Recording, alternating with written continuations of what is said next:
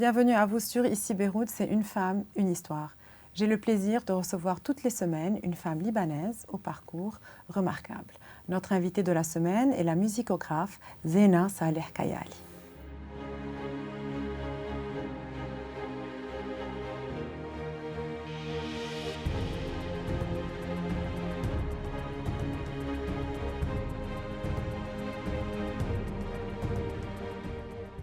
Merci d'être avec nous, Zena. Merci pour l'invitation. Vous vous intéressez à la musique depuis votre plus jeune âge. Comment cela a-t-il débuté? C'est que mes parents étaient de très grands mélomanes et musiciens eux-mêmes.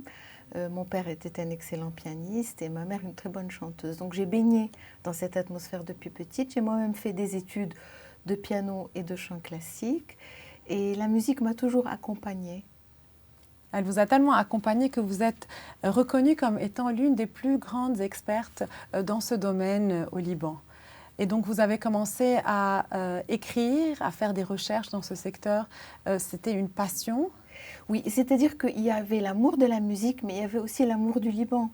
Ce que je voulais, dans le cadre de ma vie musicale en Europe, qui était une vie très riche, je voulais aussi...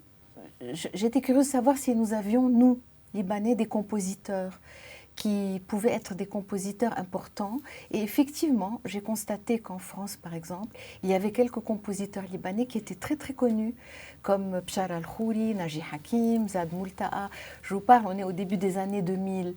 Et au Liban, personne ne connaissait même leur existence, alors qu'ils étaient déjà relativement connus et célébrés en Europe. Ça m'a donné l'envie d'écrire quelque chose sur eux et ça a été le début en fait de tout un énorme travail sur les compositeurs libanais. Effectivement, une documentation très approfondie. Vous avez écrit 11 ouvrages dans ce domaine-là. Oui, absolument. C'est-à-dire c'est aussi une façon de créer des sources écrites dans un domaine où il n'y en a pas vraiment. Parce que quand j'ai commencé à m'intéresser aux compositeurs, j'ai réalisé qu'il n'y avait rien sur eux. Il n'y avait pas d'ouvrage, il y avait très peu d'articles. Il y avait eux, en fait. Eux étaient la première source. Donc, j'ai commencé à les interroger. Quand ils étaient décédés, il y avait leur famille. J'ai commencé à interroger leurs enfants, leurs frères et sœurs. Et c'est comme ça que petit à petit, j'ai pu constituer un fonds important, d'ailleurs, qui a débouché sur l'ouverture aussi du centre d'archives au Collège Notre-Dame de Jamour, le centre du patrimoine musical libanais. Donc tout ça était en fait un travail d'inventaire des compositeurs et de leurs archives, de conservation, de valorisation de leur musique, de leurs archives, par le biais d'ouvrages et par le biais d'organisations de concerts aussi. Un travail qui n'avait jamais été fait auparavant. Non, pas de cette façon globale, pas de cette façon globale, et pas en langue française. Alors, la langue française aussi est un peu un frein parce que finalement, il faudrait que ça existe en arabe et il n'y a pas jusqu'à aujourd'hui d'éditeur qui s'est intéressé à mes ouvrages pour les traduire.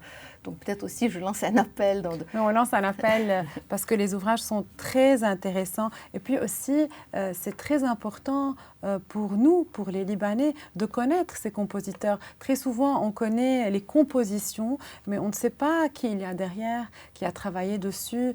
Ça fait partie de notre patrimoine, c'est une richesse aussi à découvrir. Exactement, c'est un patrimoine, notre patrimoine musical est très intéressant, il est très varié, il est comme l'âme libanaise, un peu d'Orient, un peu d'Occident, un peu des deux, un pont entre les cultures, et il nous unit parce qu'il est apolitique et areligieux. Donc il nous unit et on doit en être fiers, on doit le proclamer et en être fiers. On n'a pas encore vraiment cette conscience. Ça commence quand même, ça commence un peu. Vous croyez qu'on n'en fait pas assez ? On en fait, on commence maintenant. Dans les concerts, on entend des compositeurs libanais, plus qu'il y a quelques années quand même. Je pense que la prise de conscience commence à se faire, absolument. Puisque nous avons parlé de ces ouvrages qui sont publiés aux éditions Goettner, je tiens à le préciser parce que c'est une maison d'édition qui vraiment est très intéressante. Et donc, où est-ce qu'ils peuvent trouver ces ouvrages ? Alors, au moment où je l'ai présenté au Salon du Livre, etc., à Beyrouth, on les trouvait à la librairie Antoine et dans certaines librairies à Beyrouth, mais maintenant on ne les trouve plus du tout. Je ne sais pas pourquoi. Il faut les commander chez l'éditeur directement, chez gotner.com.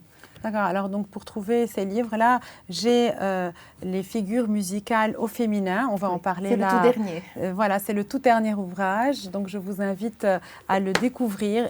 Très, très intéressant. Nous allons donc parler de ces compositrices. On ne savait pas que nous avions tellement de compositrices, parce que là, on voit que la liste est assez longue. J'en ai trouvé 20.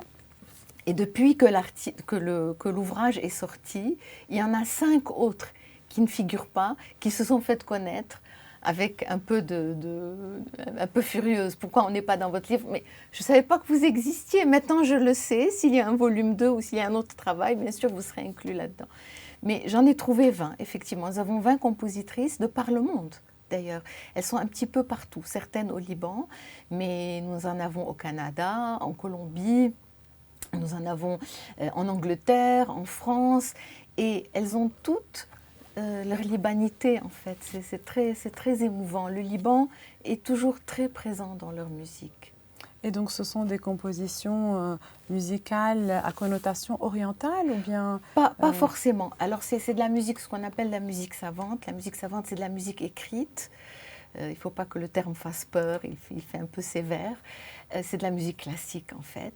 Mais du fait que ce sont des compositrices libanaises qui, pour la plupart, ont étudié selon les outils occidentaux de la musique, c'est mélangé. Donc, elles utilisent les outils occidentaux de la musique, de l'écriture, de l'harmonie, du contrepoint, de la fugue, mais elles y mettent leur âme orientale. Et c'est ça ce qui fait la beauté et l'originalité de cette musique. C'est très intéressant parce que nous ne savons pas qu'il y a tellement de compositrices. Et d'ailleurs, on entend toujours des noms de compositeurs hommes, très peu souvent, très rarement, je vais dire, de compositrices. Mais ça, ce n'est pas le Liban seulement, c'est partout au monde. Jusqu'à la fin du 19e siècle, jusqu'au début du 20e siècle, les femmes n'étaient pas compositrices. Elles étaient à peine pianistes et chanteuses et encore dans la sphère privée. Elles n'avaient pas le droit de faire des carrières musicales comme les hommes. Mais les choses sont en train de changer. Maintenant, en Europe, en Occident, on entend beaucoup de compositrices, mais il faut se battre, c'est une bataille. Bien sûr, c'est une bataille et grâce à vous, elles se font connaître grâce à ce livre que j'invite toutes les personnes qui nous regardent à découvrir. C'est très intéressant. Il y a même des photos. Oui, il y a des photos, absolument. Parce que je parle aussi de pianistes. Je ne parle pas que des compositrices. Je parle de 4 pianistes qui sont décédées, toutes les 4 maintenant, et qui, à mon avis, 4 femmes, qui, à mon avis, ont fait les beaux jours de la vie musicale au Liban dans les années 1950-1960 jusqu'au début de la guerre du Liban. Ce sont 4 femmes qui se sont affirmées. Elles ont voulu faire de la musique leur métier, ce qui n'était pas du tout une évidence dans ces années-là. Même maintenant. Et même maintenant, voilà. Et elles ont eu une vie très intéressante. Donc je raconte cette vie grâce à... Alors il y en a une que j'ai rattrapée vivante, elle a même lu son chapitre, elle l'a aimé, ce qui était très touchant pour moi. Qui est la composée? Qui est Samia Flamand.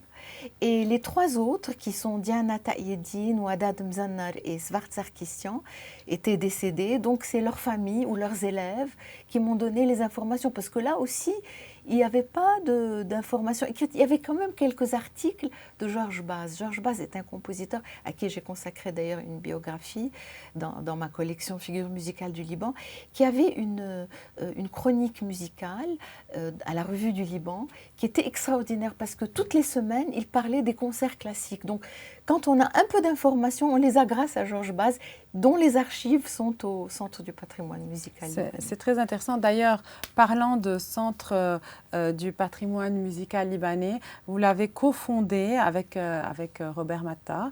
C'est une très belle initiative. Est-ce que vous pouvez nous en parler? Oui. Alors, c'est un lieu où l'on conserve les archives des compositeurs libanais, c'est-à-dire, qu'est-ce que ça veut dire les archives? Ça peut être des archives sonores, des enregistrements, ça peut être des partitions manuscrites, ça peut être des partitions éditées, il y en a très peu de compositeurs libanais sont édités malheureusement. Ça peut être des photos, des programmes de concerts, des affiches de concerts, des lettres, toutes sortes de correspondances. Donc, ça vous parle de la vie du compositeur, de sa vie musicale, de sa vie personnelle, et par là même de la vie musicale au Liban. Bien sûr. C'est très, très aussi important. de l'évolution des tendances aussi. Ça nous permet de voir comment le travail se faisait, comment il se fait aujourd'hui, les tendances musicales. Voilà. Est-ce que nous pouvons visiter ce centre du Bien patrimoine? sûr, bien sûr. Donc il est ouvert au public. Il est ouvert au public sur rendez-vous. Nous avons un site, patrimoinemusicallibanais.com. On peut prendre rendez-vous et le visiter. D'ailleurs, nous recevons beaucoup de chercheurs, des doctorants qui font des thèses sur la musique orientale en général et qui, pour le chapitre libanais, ne trouvent rien en Europe et viennent. On a reçu plusieurs doctorants qui sont venus d'Europe pour travailler chez nous. Aussi des gens qui travaillent sur l'histoire, des doctorants en histoire, qui veulent des renseignements sur la vie culturelle, sur la vie musicale au Liban et dans la région. Nous recevons aussi des interprètes, donc des pianistes, des chanteurs qui cherchent du répertoire, parce qu'il y a des partitions. Les partitions ne sont pas disponibles, elles ne sont pas éditées pour la plupart. Donc si on veut faire un programme de musique libanaise, un concert de musique libanaise, il faut venir au CPML pour voir qu'est-ce qu'il y a comme musique. C'est très très intéressant. Nous avons d'ailleurs 2 pianos, on peut aussi les jouer. Oui, bien sûr. Et voilà, donc, et moi-même, je fais des articles régulièrement sur les fonds que nous recevons, sur nos collections. Et j'écris des ouvrages. Donc, quand on a reçu le fonds Georges Bass, j'ai fait un ouvrage. Quand on a reçu Toufi El Bacha, j'ai fait un ouvrage. Donc, on essaye de valoriser ces archives par des concerts, par des ouvrages, par des articles. Pas seulement les conserver de façon léthargique, mais les faire vivre, les faire vivre par des concerts, par des articles, par des ouvrages, voilà, les valoriser. Et c'est aussi très intéressant pour les étudiants en musicologie. Tout à fait. Donc vous recevez des étudiants qui visitent, parce que ça leur permet aussi de s'inspirer, de voir ce qui se faisait dans le passé. Combien d'années cela vous a-t-il pris pour pouvoir alimenter ce centre du patrimoine? Ça continue. Il a commencé en 2012. J'ai commencé le travail sur les compositeurs libanais au tout début des années 2000. Ça m'a pris 6 ou 7 ans de travail intense. Le premier ouvrage, Compositeurs libanais des 20e et 21e siècles, est sorti en 2011 aux éditions Séguier à Paris. Et c'est à partir de là que l'idée du centre d'archives a germé. Parce que j'avais passé plusieurs années à collecter des archives, des renseignements, des interviews, des témoignages, des documents. Et je me suis retrouvée, je me dis, mais qu'est-ce que je vais faire de tout ça? Et c'est le père Sion, le père Bruno Sion, qui était à l'époque le recteur de Jamour. Je disais, il faut qu'on ait un lieu pour nos compositeurs. Il m'a dit, ton lieu, tu l'auras, il sera à Jamour. Et grâce à Robert Matta, mécène du voilà, domaine grand mécène, des arts extraordinaire. On a pu ouvrir ce centre en 2012. Et d'ailleurs, il continue on reçoit régulièrement, on reçoit des archives, on reçoit des jeunes qui disent « Je suis compositeur, est-ce que je peux venir déposer mon travail chez vous ?» Bien sûr. Mais bien sûr, venez, etc. Ça reste pour l'éternité. Bien sûr, bien sûr, bien sûr. Et puis aussi, vous êtes aussi très active, pas seulement avec le Centre du patrimoine, pas seulement avec les livres, mais aussi vous faites des conférences, en fait, vous animez des conférences autour de la musique. Oui, alors j'ai été invitée à faire des conférences dans beaucoup de villes en France. Ça a beaucoup intéressé le public mélomane français, de savoir qu'est-ce que c'est que cette musique libanaise, d'où elle vient, comment elle sonne, qui sont les compositeurs, quelle est leur biographie. Donc j'ai mis au point une série de conférences sur les musiques libanaises qui ont très très très bien marché, que j'ai finalement relativement peu donné au Liban, mais beaucoup donné en France. Il faudrait le faire au Liban. Je les ai donnés au Liban dans quelques endroits, au Centre culturel de Hageltoun, dans quelques endroits, mais pas vraiment. Pas autant que j'aurais dû, probablement. Et puis, il n'est pas trop tard. Hein. Il n'est pas trop tard. Et puis, les livres, quand ils sortent, en général, je les présente. Donc, quand un livre sur un compositeur sort, je le présente dans le cadre d'une conférence. Je fais écouter de la musique, je raconte en détail l'histoire de la vie du compositeur, etc. Oui, c'est intéressant. Ça permet ça de le rendre plus vivant. Voilà, et puis aussi, donc, vous vivez à Paris. Oui. et donc vous êtes très active en fait vous êtes la meilleure ambassadrice musicale, on va dire, du Liban en France, et vous avez même cofondé les musicales de Paris. Voilà, alors les musicales du Liban à Paris, c'est un festival que j'ai cofondé avec le pianiste Georges Dakache. Alors le pianiste Georges Dakache fait partie de ces musiciens qui se sont intéressés au patrimoine musical libanais. Parce que vous savez, les pianistes veulent tous jouer du Chopin, du Bach, du Beethoven, c'est très bien, mais il y a tellement de concurrence, c'est difficile pour eux de se faire un peu un nom en jouant des choses du grand répertoire. Il faut qu'ils se trouvent une niche. Et Georges s'est trouvé cette niche extraordinaire du patrimoine musical libanais. C'est vraiment le pianiste qui a le plus grand répertoire musical libanais à son actif. Et avec lui, on a fondé ce festival qui a lieu tous les ans, 2 fois par an. Au printemps, il y a deux concerts et en automne, il y a 3 concerts. Quelles sont les dates pour automne? Alors, ça va être 17 novembre, 24 novembre et 1er décembre. D'ailleurs, ici, Beyrouth a beaucoup couvert. Oui, nous aimons soutenir la musique parce que finalement, c'est la meilleure image du Liban qu'on puisse montrer à l'étranger. Voilà, donc nous en sommes à notre 6e édition et nous programmons de la musique libanaise en association avec d'autres musiques. On n'est pas exclusif à la musique libanaise, mais on demande à ce que le concert qu'il y ait au moins la moitié du concert qui soit consacré à la musique savante libanaise, ce qui est une façon de faire entendre cette musique, parce qu'on a beau écrire, on a beau faire des conférences, il faut entendre quand même la musique, il faut la faire entendre au public mélomane. Est-ce que c'est un concert gratuit, payant? Oui. Donc c'est gratuit, c'est ouvert au public. Et comment avoir plus de renseignements Alors sur les réseaux sociaux, nous communiquons énormément. Donc il y a une page qui est Il consacrée y a une page Instagram, il y a aux une page Facebook, bien sûr par WhatsApp, etc. Grâce aussi à l'agenda culturel, à ici Beyrouth, à L'Orient le Jour, la plupart des organes de presse nous aident beaucoup à présenter. Donc la recette, en fait, c'est gratuit, mais il y a un chapeau. On peut mettre ce qu'on veut.